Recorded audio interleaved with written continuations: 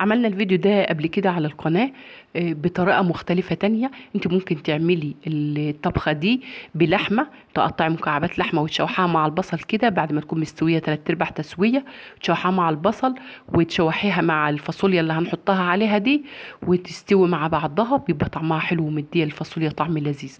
ممكن تعملي الكبدة والقناصة بتاعت الفراخ، او تجيبي كبد بتاعت الفراخ وتقطعيها وتشوحها مع البصل وتعمليها بنفس الطريقة.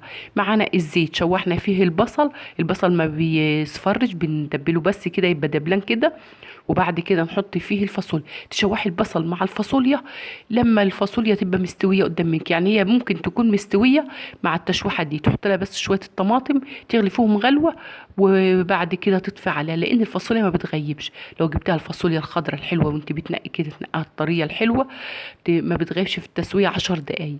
انما لو جبتها من الكبيره الشيخه بتغيب، تقومي تغلي لها شويه ميه وتحطها فيها تغلي غلوتين وتشوحها وتعملها بنفس الطريقه دي.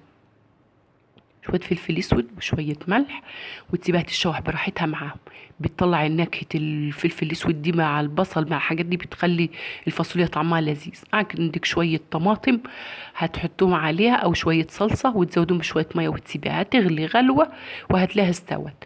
عايزاها تبقى فيها الشوربه كتير، عايزه تغمسي بيها كده هتبقى الشوربه كتير براحتك، عايزه تنشفيها تبقى في الوسط براحتك، بتاكل بها رز، عايزه تاكل تنشفيها خالص وتاكلي بقى العيش زي ما انت عايزه. كل واحده ولها طريقتها في الاكل.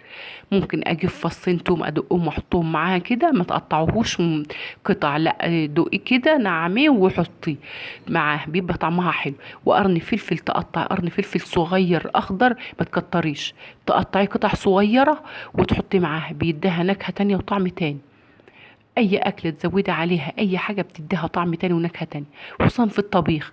لو هي بس ما تكتريش قوي علشان ما تغيريش الاكله من اكله.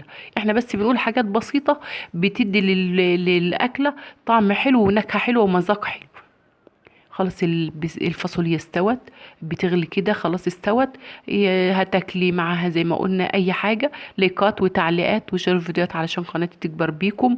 وشكرا لكل متابعيني والكل اللي بيدعموني وبيدعموا المحتوى اللي انا بقدمه. وده كان فيديو النهارده، واشوفكم في فيديو جديد.